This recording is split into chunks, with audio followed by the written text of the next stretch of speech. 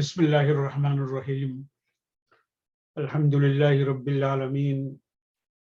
Allahumma inna nahmaduka wa nasta'inuka wa nastaghfiruk wa nu'minu bika wa natawakkalu alayk wa nusalli wa nusallimu ala Sayyidina Muhammad an-Nabiyyil Amin wa ala alihi wa ashabihi ajma'in. My dear brothers and sisters, it's my pleasure to welcome you to another episode in our series lessons al-Qawaid al-Khams al-Kubra, the grand 5 legal maxims and their applications. And in today's episode, inshallah, I will explain some more details regarding the first legal maxim, the most important legal maxim, al-Umur bil maqasid, matters are judged by intentions. I will discuss first, why is this qaida important and what are the exceptions to the rule and the place of niyyah in ibadat and virtuous deeds, and some subsidiary rules. In this way, we can have a better picture, better view of this rule, inshallah. Why this qaida? If you look at this qaida deeply, it has a moral and spiritual dimension. It's not limited to legal dimension. It helps us to make out, to formulate intentions, to think through our actions, because all of our actions have cosmic significance. So, al-Umur bi maqasidiha is stressing that we need to clear our mind, we need to think through the actions as we perform them. So it helps us to lead and examine life and to shake off heedlessness, ghafla. Ghafla is the trait of the cattle, the animal who are acting by their instinct. They don't think through their actions. But as human beings, we need to think before we act. So it helps us if we develop the habit of cultivating the intentional act, doing things intentionally. It helps us to develop willpower and mindfulness. A subsidiary rule, which is an explanation of the same thing, a further application, exposition of it, la thawaba illa biniyya. There is no reward without intention. This is especially true of the acts of worship that we perform. We have mentioned it earlier, but let us go into little more detail. Acts like ghusl, wudu. This can be a rewarding act, an act of worship, if we have the niyyah. But if you were to bathe or perform that ablution without the niyyah, it's not an act of worship. The same way as salah, siyam, fasting, hajj, everything, all acts of worship, for their validity, we need to have that niyyah or intention. In other words, acts for their acceptance must be done solely for the sake of Allah subhanahu wa ta'ala. We read in Quran, verse 8, Surah 18, verse 110. فَمَنْ كَانَ يَرْجُو لِقَاءَ رَبِّهِ فَلْيَعْمَلْ عَمَلًا صَالِحًا وَلَا يُشْرِكْ بِعِبَادَةِ رَبِّهِ أَحَدًا. So whoever hopes to meet his Lord, let him perform righteous deeds and make no one a partner unto his lordship, unto his Lord in worship. Fudail ibn Iyad, one of the pious sages and saints of the early generation, said, soundness, salahul amal, is dependent on two conditions, or based on two pillars. Number one, the act we perform must be, in the first place, sanctioned, should be allowed approved by Allah subhanahu wa ta'ala. And number two, we must do them with the sincere intention of pleasing Allah subhanahu wa ta'ala. Otherwise, this virtuous deed is not acceptable. On the other hand, niyyah, if we have the niyyah, intention, every single permissible act that we do can be rendered, can be turned into an act of worship. Rasulullah sallallahu alaihi wasallam said, when you engage in that spousal relationship, intimacy with your spouse, with your wife, that's an act of worship. Because if you do it to guard yourself, to remain chaste, to be protected from sins, that's an act of worship. Even as if you were to go out and engage in an extramarital affair, you will be punished the same way. You will have a reward for that permissible act once it is done for the sake of protecting yourself. Likewise, niyyah, when you have the niyyah to resolve in our mind to do something good, but God forbid we were prevented from doing so in spite of our best intentions, because of circumstances beyond our control, then we are already rewarded as if we have done it already. The Prophet ﷺ said, if someone intended while going to bed, before going to bed, to wake up for tahajjud, but because of that exhaustion, over tiredness, or oversleep, he could not wake up, and he will get the reward because he had that intention to do so, but he was prevented because of circumstances beyond his control. So Allah will reward him for that act. Someone wanted to give charity, but he didn't have anything to give. So he will be rewarded as if he has already given the charity.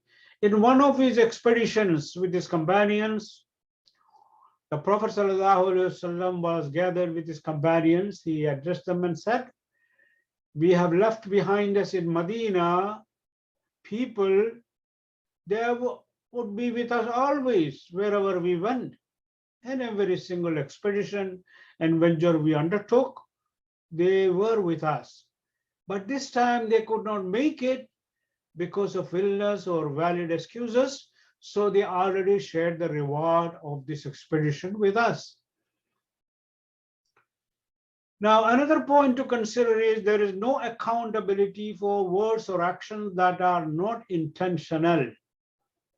If somebody uttered the words of divorce, talaq, without any intention, just this word came out without intention, of course, that will not be considered as a valid divorce. Likewise, if somebody, an extreme fit of anger, driven by out of control, and he is not aware of the words he's speaking, and he said talaq, talaq, and later on he regretted it, that's not considered a valid talaq, as Imam Ibn al-Qayyim, Ibn al-Taymiyyah, and others have said, because la talaqa fi ighlaq. Talaq is not valid when the mind is blockage of mind, and you don't think, you are not aware of what you say. Allah subhanahu wa ta'ala says, statements of words that are not intentional. Allah says, لا يؤاخذكم الله باللغو في أيمانكم ولكن يؤاخذكم بما كسبت قلوبكم والله غفور حليم. Allah will not call you to account or take you to task for oaths you have uttered unintentionally, but He will call you to account for what you mean in your hearts. God is the most forgiving and forbearing. Exceptions to the rule al-Umur bi maqasidiha, all matters are judged by intentions or reckoned by intention. Exceptions is contracts that are finalized verbally or in writing.